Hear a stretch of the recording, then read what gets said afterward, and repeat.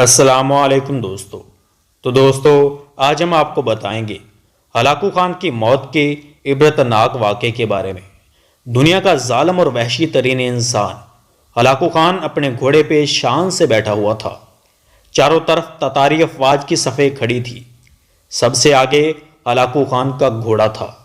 Hulagu Khan کے سامنے قیدی مسلمانوں کی 3 صفیں کھڑی کی گئی تھی، جن کو آج ہلاکو خان نے اپنے حکم پر قتل ہوتے دیکھنا تھا۔ پھر وہ ظالم بولا، ان کے سر قلم کر دو، اور جلاد نے لوگوں کے سر کاٹنے شروع کر دیے۔ پہلی صف میں ایک کی گردن گئی اور اس طرح سب کی۔ پہلی صف میں ایک بے قصور بوڑھا غریب قیدی، جو کہ اپنے گھر کا واحد کفیل بھی کھڑا تھا، وہ موت کے ڈر کی وجہ سے دوسری صف میں چلا گیا۔ پہلی صف کا مکمل صفایا ہو گیا۔ ہلاکو خان کی نظروں نے اس بوڑھے کو دیکھ لیا تھا کہ وہ موت کے خوف سے اپنی پہلی صف چھوڑ کر دوسری صف میں چلا گیا تھا۔ ہلاکو خان گھوڑے پہ بیٹھا ہوا، ہاتھ میں طاقتور گرز لیے اچھال کر اس سے کھیل رہا تھا، اور مسلمانوں کے قتل کا منظر دیکھ کر اس کھیل سے خود کو خوش کر رہا تھا۔ جلادوں نے دوسری صف پہ تلوار کے وار شروع کر دیے۔ گردنیں آن کی آن میں گرنے لگیں۔ جلاد تلوار چلا رہے تھے اور خون کے فوارے اچھل اچھل کر زمین پر گر رہے تھے۔ اس بوڑھے بابا نے جب دیکھا کہ دوسری صف کے لوگوں کی گردنیں کٹ کر اس کی باری بہت جلد آنے والی ہے، تو وہ بھاگ کر تیسری صف میں کھڑا ہو گیا۔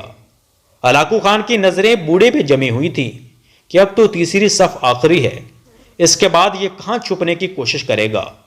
اس بیوقوف بوڑھے کو میری تلوار سے کون بچا سکتا ہے؟ میں نے لاکھوں انسان مار دیے تو یہ کب تک بچے گا؟ تیسری صف پہ جلادوں کی تلوار بجلی بن کر گر رہی تھی۔ ہلاکو خان کی نظریں مسلسل اس بوڑھے پہ تھیں کہ کیسے وہ بے چین ہو کر موت کی وجہ سے بے قرار ہے۔ تیسری صف کے انسانوں کی گردنیں گر رہی تھیں۔ جلاد بجلی کسی تیزی سے اس بوڑھے بابا کو پہنچا تو ہلاکو خان کی آواز گونجی، رک جاؤ، اس کو ابھی کچھ نہ کہو۔ بابا بتا، پہلی صف سے تو دوسری صف میں بھاگ آیا، جب وہ ختم ہوئی تو تیسری صف میں بھاگ آیا۔ بابا اب بتا، پیچھے تو کوئی اور صف بھی نہیں، اب تو بھاگ کر کہاں جائے گا؟ اب تجھے مجھ سے کون بچائے گا؟ اس بوڑھے نے آسمان کی طرف دیکھا اور کہا، میں نے پہلی صف کو اس لیے چھوڑا کہ شاید میں دوسری میں بچ جاؤں، لیکن موت وہاں بھی پہنچی۔ پھر میں دوسری صف کو چھوڑ دیا کہ شاید تیسری میں بچ جاؤں۔ ہلاکو نے گرز کو ہاتھ میں اچھالتے ہوئے کہا، بابا کیسی خام خیالی ہے، یہ کیسی بہکی باتیں کر رہے ہو؟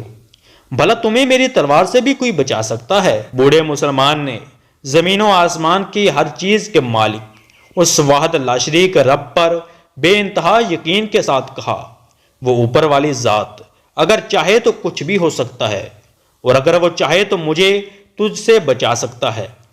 دوستو، کیسے بچا سکتا ہے؟ ہلاکو خان نے اتنے تکبر میں آ کر کہا کہ اس کے ہاتھ سے گرز گر پڑا۔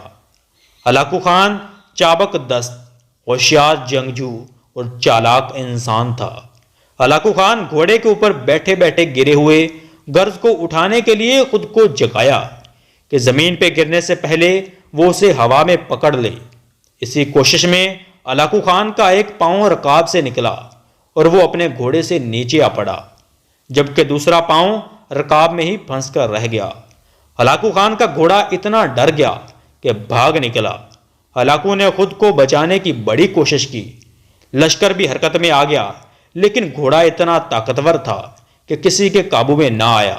وہ ہلاکو کو پتھروں میں گھسیٹ گھسیٹ کر بھاگتا رہا، یہاں تک کہ ہلاکو کا سر پتھروں سے پٹک پٹک کر اس قدر لہو لہان ہو گیا کہ اس کی روح چند ہی منٹوں میں اپنے اس تکبر بھرے وجود کو چھوڑ کر جہنم رسید ہو گئی۔ لشکر نے جب بے انتہا کوششوں کے بعد ہلاکو خان کے طاقتور گھوڑے کو قابو کیا تو اس وقت تک اس کا سر برے طریقے سے کچلا جا چکا تھا۔ ہلاکو کا لشکر اس بوڑھے بزرگ سے اتنا خوفزدہ ہو گیا کہ لشکر نے اسے جان بوجھ کر نظر انداز کر دیا، اور وہ بابا بڑے آرام سکون سے پیدل ہی اپنے گھر کی طرف چل پڑا۔ مظلوم کی آہ سے ڈرو، کیونکہ جب وہ اللہ سے رجوع کرتا ہے تو قبولیت بہت دور سے اس کا استقبال کرنے آتی ہے۔